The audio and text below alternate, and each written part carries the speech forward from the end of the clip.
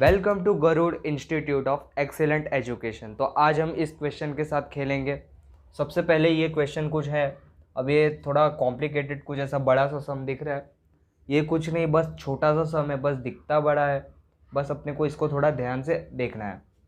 तो देखो, सबसे पहले ये अपने को आता है, अपने को नोट सॉल्व करने के लिए आता है। अपने को पता है कि KCL किसको बोलते हैं। सबसे बड़ा इशू क्या होता है, एग्ज़ाम में जब ये क्वेश्चन आता है ना, हम लोग आइडेंटिफाई ही नहीं कर पाते हैं कि इसको सॉल्व कैसे करें। आप सिंपली देखोगे क्या यहाँ पर पूछा गया है, find current flowing through 5 ohm resistor. 5 ओम जो रजिस्टर है ना, उसमें से कितना करंट फ्लो हो रहा है। ये मेरा 5 ओम का रजिस्टर है, इसमें से कितना करंट फ्लो हो रहा है ये आपको बताना है। तो आप सिंपली मतलब, और आपको क्या यूज़ करके बताना है, KCL, इस मेथड को यूज़ करके बताना है। आप सिंपली नोट फाइंड करोगे, आप सिंपली सॉल्व करना स्टार्ट कर दोगे। तो देखो, ये वाला जो क्वेश्चन है ये अपने एज कंपेयर टू दूसरे नोट्स के क्वेश्चन के जैसा क्यों नहीं है। देखो, सबसे पहले तो आपको पता होना चाहिए कि नोट क्या होता है। नोट अपने सर्किट का कोई भी एक ऐसा पॉइंट होता है जहाँ पर 2 से ज़्यादा ब्रांचेस पास होती है। ठीक है, अब स्टार्टिंग से स्टार्ट करते हैं। ये वाला जो पॉइंट है, यहाँ पर 2 ही ब्रांचेस पास हो रही है, इसलिए ये नोड नहीं है। ये वाला जो पॉइंट है, यहाँ पर 3 ब्रांचेस पास हो रही है, इसलिए ये एक नोड है। ये वाला जो पॉइंट है ना, यहाँ पर 2 ही ब्रांचेस पास हो रही है, इसके लिए ये एक नोड नहीं है, इसको हम लोग एक कॉर्नर बोलेंगे। ये वाला जो पॉइंट है ना, ये मैंने V2 लिखा है, जो ये यहाँ से देखो तीन ब्रांचेस पास हो रही है, इसके लिए ये भी एक नोड की कैटेगरी में आता है। ये वाला पॉइंट देखो V1, यहाँ से भी 3 ब्रांचेस पास हो रही है, इसके लिए ये भी एक नोड की कैटेगरी में आता है। ये वाला जो पॉइंट है, यहाँ से तो 4 ब्रांचेस पास हो रही है। हम लोग का डेफिनेशन क्या है, जो पॉइंट से 2 से ज़्यादा ब्रांचेस पास होती है उसको हम लोग नोड की कैटेगरी में डाल सकते हैं। यहाँ पर तो 4 ब्रांचेस पास हो रही है, इसको तो आराम से डाल सकते हैं। ये वाला जो पॉइंट है, इसको कॉर्नर बोलेंगे, क्योंकि मतलब यहाँ पर 2 ही ब्रांचेस पास हो रहा है।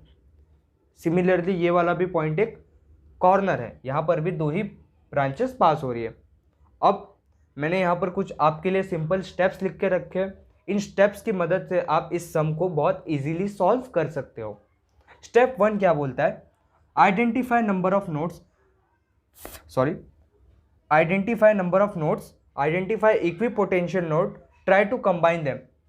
अब देखो, आपको सबसे पहले इसमें आइडेंटिफाई करना है कि कितने नोड्स हैं।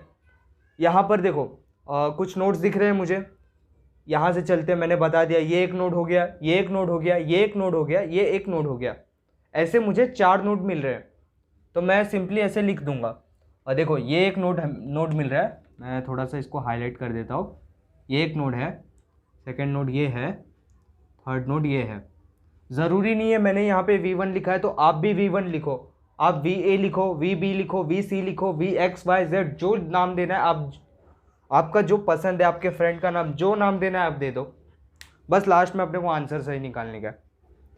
तो मैंने V1 नाम दिया है, इसको V2 नाम दिया है, इसको V3 नाम दिया है। इतनी बातें समझ में आ रही होगी, नोट्स का मतलब भी मैंने बता दिया है। सेकेंड पॉइंट क्या बोलता है, फाइंड इक्विपोटेंशियल नोड। अब ये इक्विपोटेंशियल नोड का मतलब क्या होता है, ऐसे दो नोड जिनके बीच में कोई भी ऑब्स्टेकल, अब यहाँ पर ऑब्स्टेकल का मतलब होता है रेजिस्टर या फिर कोई भी पावर सोर्स में क्या क्या आते हैं, करंट सोर्स या तो वोल्टेज सोर्स।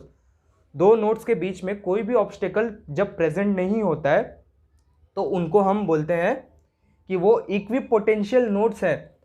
मगर आप इस सर्किट में देखोगे तो आपको हर नोड के बीच में ना कुछ तो दिखेगा ही।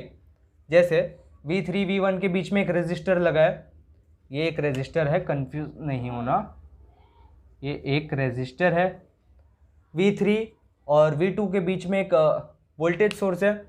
V2 VG के बीच में देखो एक रेजिस्टर है। मतलब आप देख लो, हर जो भी एक नोड है दूसरे नोड के बीच में कुछ ना कुछ ऑब्स्टेकल तो प्रेजेंट है, इसलिए अपने को रीड्रॉ करने की कोई ज़रूरत नहीं है।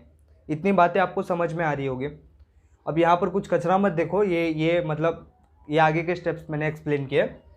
सिंपली अगर मैं आपको सर्किट बताऊँ तो मतलब यहाँ पर कुछ दिया है, यहाँ पर दिया है, मतलब ये वोल्टेज सोर्स हो गया, ये अपना रेजिस्टर हो गया, ये भी वोल्टेज सोर्स है 45 ओम का, ये 20 ओम का, ये 5 ओम का, ये भी 5 ओम का, ये 15 ओम का, ये 120 ओम का, और ये 10 ओम का।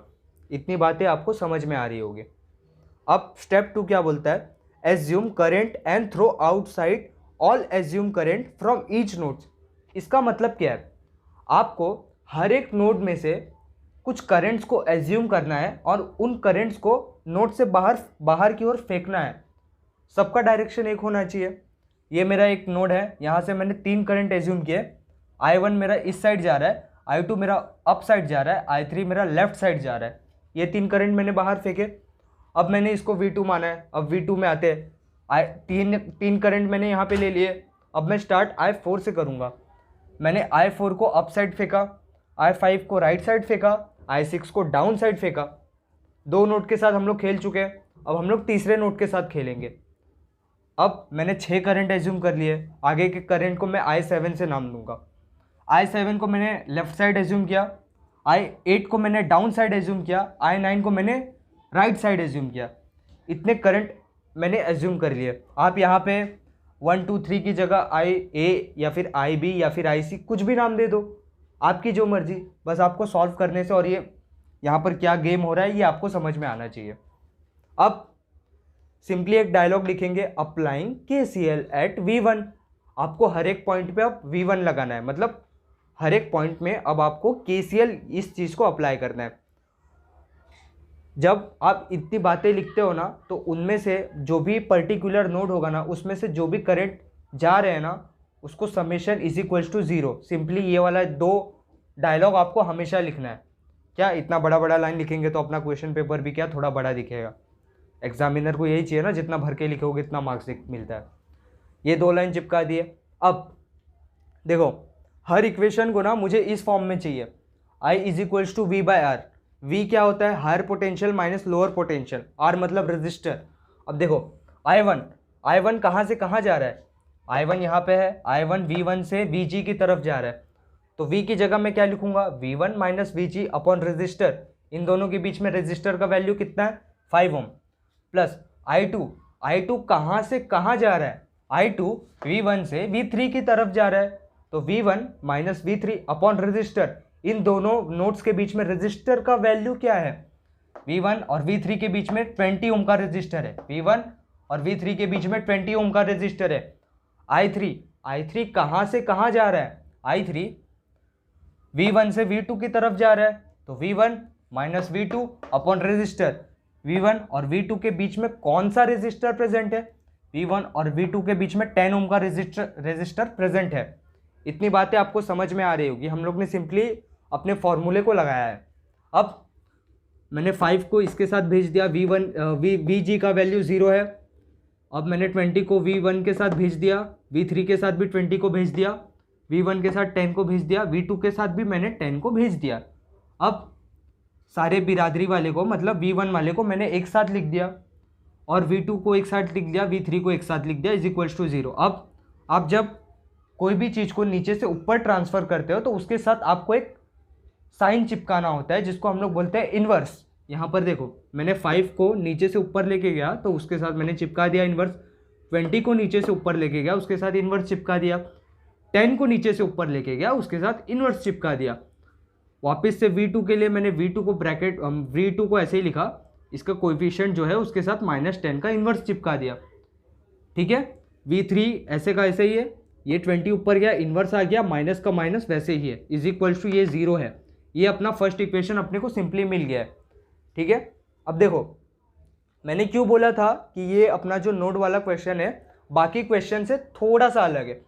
क्यों अलग है, देखो यहाँ पर देखो 2 नोड आपको दिख रहे होंगे कि 2 नोड के बीच में ना एक वोल्टेज सोर्स कॉमन है, सुपर नोड, इसको सुपर नोड बोलते हैं। ठीक है, सबसे पहले समझो कि सुपर नोड का मतलब क्या होता है।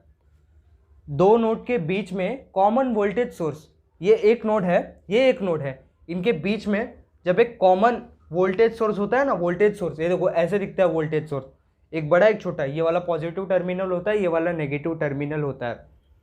तो जब दो नोड के बीच में एक अकेला मतलब एक कॉमन वोल्टेज सोर्स होता है तो उसको हम लोग सुपर नोड की कैटेगरी में डालते हैं। तो सुपर नोड का जो क्वेश्चन है उसको बस थोड़ा सा अपने को मॉडिफाई करना होता है, बाकी कुछ दिक्कत नहीं है। सब ठीक है। सबसे पहले आइडेंटिफाई करना सीखो कि सुपर नोड को आप आइडेंटिफाई कैसे करोगे। वंस अगेन एक बार और, कैसे आइडेंटिफाई करोगे? ये एक नोड है, ये एक नोड है, इन दोनों के बीच में एक वोल्टेज सोर्स है, दोनों नोड के बीच में एक कॉमन वोल्टेज सोर्स है। ठीक है, ये आइडेंटिफाई हो गया, ये आपने समझ लिया। अब इसके अंदर कहाँ पे है, ध्यान से आँख खोल के देखो।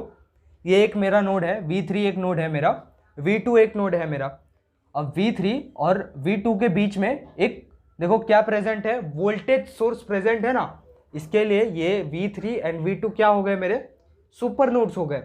अब यहाँ पर अगर आप बोलते कि यहाँ पर इसकी जगह कुछ ऐसा होता, ये करंट सोर्स, तो फिर भी क्या ये सुपर नोड की कैटेगरी में आता? नहीं। सुपर नोड के लिए दो नोड के बीच में एक सिंगल वोल्टेज सोर्स होना चाहिए, उसके अलावा कोई भी सोर्स होगा तो उसको हम लोग सुपर नोड की कैटेगरी में नहीं डालेंगे।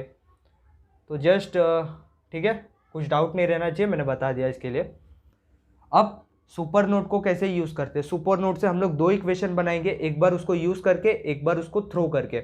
अब देखो उसको यूज़ करके कैसे इक्वेशन बनाना है। यहाँ पर मैंने क्या लिखा है, V3 minus V2 is equals to 5। अरे आप बोलोगे ये क्या लिख दिया है? देखो सबसे पहले ढूंढो कि सुपर नोड कौन से दो नोड के बीच में है। मेरा सुपर नोड V3 और V2 के बीच में है, आपने ढूंढ लिया। नोड ढूंढो, नोड सबसे पहले कौन सा दो नोड है उनके बीच में सुपर नोड आ रहा है। V3 और V2 के बीच में आ रहा है सुपर नोड, मैंने ढूंढ लिया V3 और V2 के बीच में आ रहा है। अब देखो ये वाला जो साइड होता है ना, ये बड़ा वाला, इसको हम लोग पॉजिटिव टर्मिनल बोलते हैं। ठीक है, ये पॉजिटिव टर्मिनल बोलते हैं। और ये वाला जो होता है ना, ये छोटा वाला, इसको नेगेटिव टर्मिनल बोलते हैं। ठीक है, ये पॉजिटिव टर्मिनल है, ये नेगेटिव टर्मिनल। अब जो पॉजिटिव वाला है वो किससे कनेक्टेड है? V3 के साथ नहीं ना कनेक्टेड है, तो ये पॉजिटिव वाला V3 के साथ कनेक्टेड है, इसलिए V3 को हम लोग पॉजिटिव साइन देंगे। पॉजिटिव वाला V3 के साथ कनेक्टेड है, इसलिए V3 को पॉजिटिव साइन दिया। नेगेटिव वाला V2 के साथ कनेक्टेड है, इसलिए V2 को नेगेटिव साइन दिया। इज इक्वल्स टू क्या है, वोल्टेज का वैल्यू क्या है? 45 वोल्ट, सिंपली 45 लिख दिया। समझा कि नहीं? वापस से एक बार देखते हैं। सबसे पहले आइडेंटिफाई करोगे कि कौन से दो नोड के बीच में सुपर नोड बन रहा है। V3 और V2 के बीच में बन रहा है। अब आइडेंटिफाई कर लिया। अब देखो कि जो पॉजिटिव वाला टर्मिनल है वो किसके साइड है? पॉजिटिव वाला टर्मिनल V3 के साइड है, पॉजिटिव वाला टर्मिनल V3 के साइड है। नेगेटिव वाला टर्मिनल V2 के साइड है, नेगेटिव वाला टर्मिनल V2 के साइड है। इज इक्वल्स टू वोल्टेज का वैल्यू क्या है? वोल्टेज का वैल्यू है 45 वोल्ट। सिंपली इतनी बातें लिख दी आपने। अब पहले इक्वेशन में तो मुझे V1 मिला था, V2 मिला था, V3 मिला था। इसके अंदर तो मुझे बस V3 और V2 मिला है, V1 तो मिला ही नहीं है। तो जो चीज़ नहीं है उसकी जगह 0 मान लो। कुछ लोग 1 मान लेते हैं, 1 मत माना करो। कुछ नहीं है तो 0 मानो। अब V1 मैंने लिख दिया, कुछ नहीं है तो मतलब मैंने V1 की जगह 0 डाल दिया, प्लस V2। V2 का वैल्यू क्या है? ये माइनस है, माइनस को मैंने सिंपली ब्रैकेट में लिख दिया, -1 प्लस V3। V3 के साथ कौन है? 1, कुछ नहीं है मतलब 1। अब ये मत बोलना कि भाई कुछ नहीं है तो 0। अरे यहाँ पर V3 है ना, यहाँ पर तो V1 था ही नहीं, इसके लिए हम लोग ने 0 लिया। यहाँ पर तो V3 है ना, यहाँ पर 1 है। ये वाला कुछ नहीं, ये वाले कुछ नहीं से थोड़ा अलग है, समझे कि नहीं? यहाँ पर V1 नहीं दिख रहा है ना, जो चीज़ नहीं दिख रहा है उसका वैल्यू 0 कंसिडर किया करो, जो चीज़ दिख रहा है उसका वैल्यू 1 कंसिडर किया करो। अब इतनी बातें समझ में आ गई। ये अपना सेकंड इक्वेशन हो गया। यूज़ करके, वोल्टेज सोर्स को यूज़ करके हम लोग ने एक इक्वेशन को बना लिया। अब इसका काम हो गया है, इसको निकाल के फेंक दो। अब ये जो है ये है ही नहीं मेरे पास, ये वाला चीज़ जो है ये मैंने मिटा दिया। अब ये ब्रांच कैसा दिख रहा है? ऐसे दिख रहा है। मतलब आपको नहीं मिटाना है, मैं बस आपको समझने के लिए मैंने मिटा दिया। अब सेम आपको मिटा के जो भी आपके सुपर नोड्स के जो भी नोड वाले पॉइंट है ना, उन दोनों में से आपको केवीएल क्या मतलब, हाँ क्या लगाया अपने सुपर नोड, ये वाला जो नोड वाला इक्वेशन है ना, दोनों में आपको लगा के दोनों को कंबाइन करके एक इक्वेशन लिखना है। कैसे कंबाइन करोगे? देखो ये जो I3 है, सबसे पहले मैंने किस में लगाया है? V2 पे लगाया। हाँ, तो सबसे पहले मैं V2 पे लगा रहा हूँ। ऐसा ज़रूरी नहीं है कि V2 पे ही लगाना है पहले, आप V3 पे भी लगा सकते हो, ऐसा कुछ नहीं होता है। तो मैंने V2 पे लगाया। अब बोलोगे कि I4 को लिखो सबसे पहले, नहीं, यही तो बात है, हम लोग ने ये वाला निकाल दिया है, समझो I4 है ही नहीं। अब क्या बचा, I5 बचा, I6 बचा। अब कुछ लोगों के मन में ये क्वेश्चन आता है कि जब आप एक नोड से दूसरे नोड तक जाते हो तो हमको कहाँ तक जाना है। कुछ लोग V2 से V1 तक जाते हैं, कुछ लोग V2 से VG की तरफ चले जाते हैं, कुछ लोग V2 से V1 VG दोनों को ले लेते हैं। ऐसा नहीं होता है, आपको एक नोड से दूसरे नोड पे जाके रुक जाना है। अब वो चाहे तुरंत आ जाए, चाहे 10 किलोमीटर बाद आए, मैटर नहीं करता है, आपको एक नोड से दूसरे नोड पर जाके तुरंत रुक जाना है। अब I4 नहीं है, उसको थ्रो कर दिया मैंने। अब I5 मतलब कहाँ से कहाँ जा रहा है I5, V2 से V1 की तरफ जा रहा है। तो V2 minus V1 upon register का वैल्यू कितना है, 10 ओम। V2 minus V1 upon 10 ohm plus I6 कहाँ से कहाँ जा रहा है, I6 V2 से VG की तरफ जा रहा है। तो V2 माइनस VG, और ये क्या है, अगर कोई भी सोर्स या फिर वोल्टेज सोर्स या फिर करंट सोर्स आपके सर्किट में आ जाता है और आप KCL में उसको अप्लाई कर रहे हो, तो उसका जो निकलने वाला साइन होता है ना, उसको कंसिडर करके लिखा करो। देखो यहाँ पर वोल्टेज सोर्स है, तो सिंपली V2 माइनस क्यों, क्योंकि मेरा करंट ऐसे आएगा, ऐसे निकलेगा ना, तो वो माइनस वाले डायरेक्शन की तरफ से निकल रहा है। तो ये माइनस कहाँ गया मेरा I6, V2 माइनस से निकल रहा है ना, -20/5। बीच में कौन सा रेजिस्टर है, 5 ओम का रेजिस्टर है ना। नहीं समझ में आया, देखो वापस देखते हैं। बीच में अगर कोई भी सोर्स आ गया बीच में, जैसे यहाँ पर एक सोर्स आ गया, तो उसको हम लोग को प्लस माइनस से लिखना होता है। अगर करंट सोर्स होता तो ये सब चीज़ कुछ करते नहीं। छोड़ो, नेक्स्ट टॉपिक, मतलब प्रीवियस वीडियो देख लेना तो समझ जाएगा आपको करंट सोर्स के साथ कैसे डील करना है। अगर आपको रास्ते में वोल्टेज सोर्स दिख जाता है तो आप जो साइन से निकल रहे हो ना, वो वाला साइन डाल दिया करो चुपचाप से।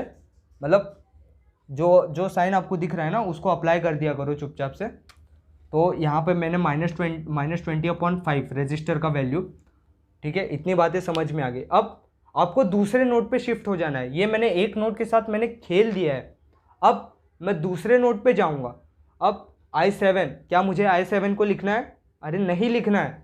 क्यों नहीं लिखना है? मैंने माना है कि ये मैंने यूज़ कर लिया, अब मैंने इसको थ्रो कर दिया, तो ये अब है ही नहीं। अब I8 कहाँ से कहाँ जा रहा है? I8 V3 से V1 की तरफ जा रहा है। I8 कहाँ गया मेरा, V3 से V1 की तरफ जा रहा है। V3 देखो, V3 minus V1/20, V3 minus V1/20। अब सेम वही बात, रास्ते में कौन आ रहा है? वोल्टेज सोर्स आ रहा है। वोल्टेज सोर्स के साथ कैसे डील करना है, उसका निकलने वाला जो साइन है उसको देखना है। V3 निकलने वाला साइन माइनस, V3 निकलने वाला साइन माइनस, उसका वैल्यू क्या है? 120 VG लिखो मत लिखो, उसका वैल्यू 0 अपॉन रेजिस्टर का वैल्यू क्या है? 15।